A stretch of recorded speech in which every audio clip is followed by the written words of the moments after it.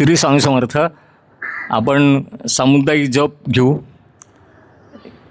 इच्छित दाता सकल कार्य सिद्ध करता सकल दुःख हरता श्री स्वामी समर्थ नमो नमः स्वाहा. इच्छित दाता सकल कार्य सिद्ध करता सकल दुःख हरता श्री स्वामी समर्थ नमो नमः स्वाहा. इच्छित दाता सकल कार्य सिद्ध करता सकल दुःख हरता श्री स्वामी समर्थ नमो नमः स्वाहा. इच्छित दाता सकल कार्य सिद्ध करता सकल दुःख हरता श्री स्वामी समर्थ नमो नमः स्वाहा. इच्छित दाता सकल कार्य सिद्ध करता सकल दुःख हरता श्री स्वामी समर्थ नमो नमः स्वाहा. इच्छित दाता सकल कार्य सिद्ध करता सकल दुःख हरता श्री स्वामी समर्थ नमो नमः स्वाहा. इच्छित दाता सकल कार्य सिद्ध करता सकल दुःख हरता श्री स्वामी समर्थ नमो नमः स्वाहा. इच्छित दाता सकल कार्य सिद्ध करता सकल दुःख हरता श्री स्वामी समर्थ नमो नमः स्वाहा. इच्छित दाता सकल कार्य सिद्ध करता सकल दुःख हरता श्री स्वामी समर्थ नमो नमः स्वाहा. इच्छित दाता सकल कार्य सिद्ध करता सकल दुःख हरता श्री स्वामी समर्थ नमो नमः स्वाहा. इच्छित दाता सकल कार्य सिद्ध करता सकल दुःख हरता श्री स्वामी समर्थ नमो नमः स्वाहा. इच्छित दाता सकल कार्य सिद्ध करता सकल दुःख हरता श्री स्वामी समर्थ नमो नमः स्वाहा. इच्छित दाता सकल कार्य सिद्ध करता सकल दुःख हरता श्री स्वामी समर्थ नमो नमः स्वाहा. इच्छित दाता सकल कार्य सिद्ध करता सकल दुःख हरता श्री स्वामी समर्थ नमो नमः स्वाहा. इच्छित दाता सकल कार्य सिद्ध करता सकल दुःख हरता श्री स्वामी समर्थ नमो नमः स्वाहा. श्री स्वामी समर्थ. आजची उपस्थिती बघून म्हणजे असं वाटतं की स्वामी कृपा ज्याला म्हणतात तीही स्वामी कृपा, की काहीही झालं तरी आपल्या मंदिरामध्ये होणारी भक्तांची गर्दी ही अशीच कायम राहणार. कालपर्यंत नियोजन थोडंसं वेगळं होतं. भक्तांची उपस्थिती कशी असेल याबद्दल थोडंसं शंका होती, पण आज बघितलं तर परत आहे तेवढे सगळे भक्त मंडळी उपस्थित आहेत. येणारे भक्त अजून वाढत आहेत आणि तसं बघितलं तर सगळ्याच सेवा आपल्या व्यवस्थित झाल्या. आरती सगळी पूर्ण झाली. कालपर्यंत असं होतं की हे अमुक एक करू अमुक एक करू, मग हे एवढंच करू ते तेवढंच करू असं करत करत आज गायन सेवासुद्धा झाली आणि प्रबोधनसुद्धा होतं. आता आजच्या दिवसाला म्हणजे आज जो आपल्या पुणेकरांच्या दृष्टीने खूप भाग्याचा दिवस की आज पुण्यामध्ये संतश्रेष्ठ ज्ञानेश्वर महाराज आणि जगद्गुरू तुकाराम महाराजांच्या पालख्या इथे येतात. दर्शनाचा आपल्याला लाभ मिळतो. 2 दिवस पुण्यामध्ये मुक्काम असतो आणि मग इथून परत पुढं त्या मार्गस्थ होतात. ह्या पालख्या येतात म्हणजे त्याला वारी जे आपण म्हणतो की वारीला का वारकरी हा जो शब्द आहे की वारी निघाली. एखादी नित्यनियमाने जर का गोष्ट घडत असेल, आता ही गोष्ट ही नित्यनियमानेच घडते. आषाढ महिन्यामध्ये आळंदी ते पंढरपूर हा जो संपूर्ण प्रवास आहे जो पायी करतात त्याला नित्यनियमाच्या ह्या क्रमाला वारी असं म्हणतात. म्हणजे वारीला त्याच्यात जो जातो तो वारकरी.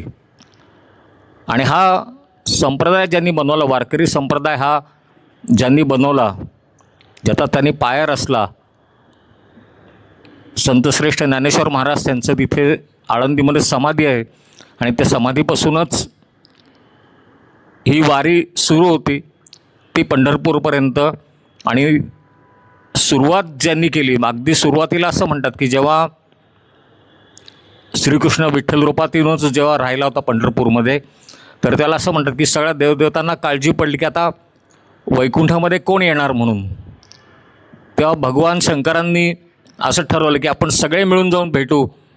आणि ते सगळे देव जे आले पंढरपूरमध्ये, ती पहिली वारी झाली असं म्हणतात. आणि मग त्याच्यानंतर ज्ञानेश्वर महाराजांच्या तर घरामध्ये ही परंपरा होतीच.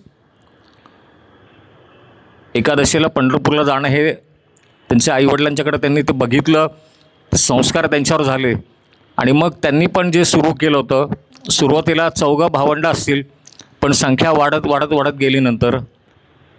आणि तुकाराम महाराजांचं बघितलं तर देहूपासून प्रत्येक एकादशीला त्या काळामध्ये म्हणजे जवळजवळ 1000 ते 1200 भक्त घेऊन ते पंढरपूरला जात होते प्रत्येक एकादशीला. आता ही परंपरा जवळजवळ 600-700 वर्षाली अजूनही आहे, त्याच्यामध्ये बदल होत गेले, पण वारी कधी चुकली नाही. जो खरा वारकरी जो असतो त्याला ती मनातनं इतकी तळमळ असते, इतकी ओढ असते, घरातली कामं, घरातलं आजारपण, शेतीची कामं, जी काय असेल ती सगळी बाजूला ठेवून तो त्या तळमळीने पंढरपूरला जातो, विठोबाच्या दर्शनाकरता जात असतो. ज्ञानेश्वर महाराजांच्या समाधीनंतर त्यांच्या पादुका पालखीत ठेवून ती सुरुवात झाली. तुकाराम महाराजांचं पण तसंच झालं. सदैव वैकुंठ गमन झाल्यानंतर त्यांचा लहान मुलगा जो होता त्यांनी त्या पादुका पालखीत ठेवून पंढरपूर सुरू केलं, पण कुठेही कोणी खंड पडून दिला नाही. ही प्रथा, ही परंपरा अजूनही सुरू आहे. हा वारकरी संप्रदाय अजूनही तेवढा समृद्ध होतो आहे. काही काही नियम त्याच्यात अलिखित नियम आहेत. गळ्यामध्ये माळ घालणं, तुळशीची माळ घालणं, की बाबा त्या भगवंताचं स्मरण सतत राहावं. आपल्या जो नैतिकता आहे, वारकरी म्हटल्यानंतर तो कुठेही आपल्याला असा वेगळा काही वागलेला मद्य मांस मटण असं काही सेवन करणारा असं कधीच नसणार. जे नियम ज्या धर्मामध्ये, भागवत धर्म ज्याला म्हणतात, त्यात जे घालून दिलेले आहेत. आणि ज्ञानेश्वरांनी वारी कशा करता सुरू केली की एक समानता यावी. वारीमध्ये कोणीही श्रीमंत नाही, कोणीही गरीब नाही, कुठली जातपात नाही. ज्याला इच्छा आहे त्यांनी वारीबरोबर चालावं असं आव्हान त्याला केलं होतं. बरं, ही गोष्ट तसं म्हणलं तर सोपी नाही. पुण्यापासून जरी म्हणलं तरी जवळपास 250 किलोमीटरचं अंतर आहे. आपण बघता पाऊस कालपर्यंत होता, पावसाचा थैमान आहे, रस्त्यामध्ये चिकचिकाट आहे, पण जो वारकरी आळंदीतनं पालखीबरोबर बाहेर पडतो तो ह्याचा कधीच विचार करत नाही. कारण त्याला एकच माहिती आहे, सांभाळणारी माऊली बरोबर ज्ञानेश्वर माऊली आहे आणि तिकडं वाट बघणारी विठू माऊली. त्यामुळं त्याला कधीच अशी काळजी नाही की मला तिथे जेवण मिळेल का, मला राहायची सोय होईल का. बरोबर 2-4 कपडे घेऊन तो जो बाहेर पडलेला असतो. पण ह्या दोन्ही आया कधीच कमी पडून देत नाहीत. व्यवस्थित त्यांचं होत असतं. कधी त्यांचे पाय दुखलेले, कधी त्यांना कोणी तक्रार करणार नाही, कधी कोणा आजारपण असेल तरी काही कोणी बोलणार नाही. कारण त्याला माहिती आहे आज जर का आपण तेवढं श्रद्धेने गेलो तर नक्कीच पंढरपूरमध्ये आपल्याला माऊलीचं त्या दर्शन नक्कीच होणार. बरं, असंही नाही त्याच्यामध्ये की जवळ जाऊन तिथे दर्शन घेतलं पाहिजे असं नाही. तो लांबूनसुद्धा दर्शन, कळत दर्शन झाले तरी त्याला खूप आनंद असतो. एकादशीला पंढरपूरमध्ये आहोत हेच त्याच्या मनाने खूप असतं. ते ह्या ज्या पालख्यांचा प्रवास सुरू झाला तो हा प्रवास अनेक संतांनी समृद्ध केलेला आहे. अनेक संतांचा त्याच्यामध्ये हातभार आहे. आणि आज त्यांचेच वंशज, मंदिराचे सेवेकरी जे कोणी असतील, मंदिराचे विश्वस्त म्हणा, तितक्याच निष्ठेने करतात, तितक्याच प्रामाणिकपणे करतात. म्हणून तर एवढी गर्दी आज ह्या दोन्ही पालखींच्या दर्शनाकरता होती. आणि आज आपण बघितलं की पुण्यातले सगळे रस्ते बंद आहेत, तरी पण ज्या भक्तांना मनामध्ये तळमळ होती की नाही आज गुरुवार आहे, आपल्याला मंदिरात जायचं, स्वामींची आरती चुकेल, त्या भक्तांना यायला बरोबर सगळ्यांना कुठूनही लांबून लांबून इथं मी बघतो आज सगळे भक्त उपस्थित आहेत. सगळ्यांना रस्ते मिळाले, कुठं ना कुठंतरी मार्ग निघाला आणि आपण सगळे इथं मंदिरामध्ये आलो. हा जो प्रवास आहे जवळजवळ 20 एक दिवसाचा प्रवास असेल. त्या प्रवासामध्ये अनेक टप्पे येतात, अनेक ठिकाणी दान धर्म होतात, अनेक समाज आपण ह्याच्यामध्ये सेवेमध्ये भाग घेत असतो. काही वर्ष आपण पण इथे वारकरी भोजनाचं इथे करत होतो आपल्या मंडळातर्फे. ही सेवा आहे, त्याच्यामध्ये अनेक प्रकारे लोक भाग घेतात. पुढे पुढे टप्प्याटप्प्याने असं त्याच्यात काही, मी आता म्हणलं की काही नियम म्हणा किंवा अलिखित प्रथा जशी आहे. रिंगण एक महत्त्वाची गोष्ट आहे. त्या रिंगणामध्ये 2-3 ठिकाणी रिंगण होतं. पालख्यांचा प्रवास पुण्यानंतर वेगळा होतो. ज्ञानेश्वर महाराजांची पालखी जाते दिवे घाटातनं सासवड मार्गे, आणि तुकाराम महाराजांची पालखी जाते यवत मार्गे, आणि मग पुढे वाखरीला त्या एकत्र येतात आणि वाखरीला रिंगण होतं. रिंगण हा प्रकार जर का बघितला की वारकऱ्यांची श्रद्धा, आपल्याला अनुभव तिथे येतो. वाखरीच्या ह्याच्यात मोठं मैदान आहे, त्या मैदानामध्ये सगळे वारकरी एकमेकाच्या हात धरून गोल उभे असतात आणि माऊलींचा जो घोडा किंवा माऊलींचं अश्व ज्याला म्हणतात त्याला सोडतात आणि तो बरोबर ते गोल फेऱ्या मारत असतो. त्याला कोणी शिकवलेलं नसतं, काही नसतं. वारकऱ्यांची झुंबड उडते त्या अश्वाच्या पायाखालची माती कपाळाला लावण्याकरता. हे कोणीच त्यांना, त्या घोड्याला कोणी शिकवलेलं नसतं, वारकऱ्यांनाही कोणी सांगितलेलं नसतं. पण बरोबर सगळेजण तिथे गोल रिंगण करून उभे राहतात. मधल्या भागामध्ये तो अश्व सोडला जातो, पालखी तिथे मध्ये ठेवलेली असते. हे सगळं कसं, मग ही काहीतरी शक्ती आहे ना, ही दैवी अनुभूती आहे. हा अनुभव सांगून आपण इथे असं होणार नाही. जर का तिथे उपस्थित राहिलो, कधी अशी संधी मिळाली, त्या वाखरीला जर का रिंगणात कोणी गेलं असेल तर तिथला अनुभव त्यालाच विचारावा, त्या भक्ताला. आणि मग मी आत्ता जसं म्हटलं की तो वारकरी कळस दर्शनाने सुद्धा खुश होतो. कारण तुकाराम महाराजसुद्धा, त्यांना तर एकदा इतकी ओढ लागली होती. पंढरपूरच्या अलीकडे थोडंसं वेळापूर म्हणून लागते, तिथे एका डोंगरावरती त्यांचा मुक्काम होता आणि त्यांनी बघितलं की आपल्याला पंढरपूरचा कळस दिसतो. म्हणजे आत्ताच्या काळात नाही, त्या काळामध्ये मोकळं असेल सगळं, पंढरपूरचा कळस दिसतोय म्हटल्यानंतर तुकाराम महाराज अक्षरशः धावत सुटले होते. इतकी आंतरिक ओढ की आता मी कधी विठोबाला बघतोय. आणि ही प्रथा अजूनही काही वारकरी पाळतात. वेळापूरपासून ते धावत निघतात पंढरपूरपर्यंत.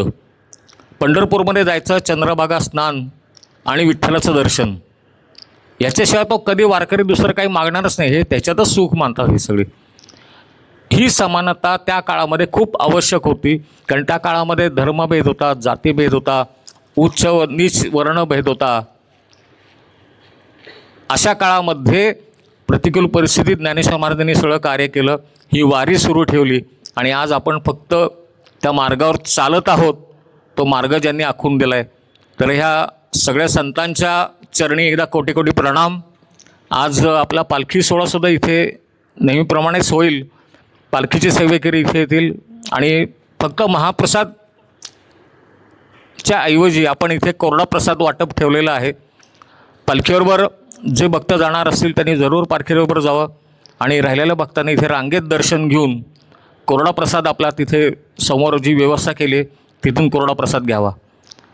पालखीचा जो सोहळा आपण आज इथे अनुभवतो, आपण दरवर्षी आपल्या मंदिरातही तसा सोहळा करतो. फक्त तारीख दिनांक 16 असेल किंवा दिनांक 23 असेल, आपल्याला त्या संबंधात तसं कळवलं जाईल. तर त्याप्रमाणे आपले सगळे सेवेकरी पांढरा पोशाख, पुरुष सेवेकरी आणि महिला सेवेकरी पांढरी किंवा ऑफ व्हाईट ज्याला म्हणतो आपण तशा रंगाच्या साड्यांमधनं येतील. फक्त तारीख नक्की झाली की आपल्या सगळ्यांना तसं नक्कीच कळवलं जाईल. मी आत्ता इथे थांबतो. आपण स्वामींचा इथे जय जयकार करू आणि मग पुढची जी सेवा आहे ती सगळी परत इथे होईल. जय जय श्री स्वामी समर्थ. जय जय श्री स्वामी समर्थ. जय जय श्री स्वामी समर्थ. श्री स्वामी समर्थ अण्णा महाराज की जय.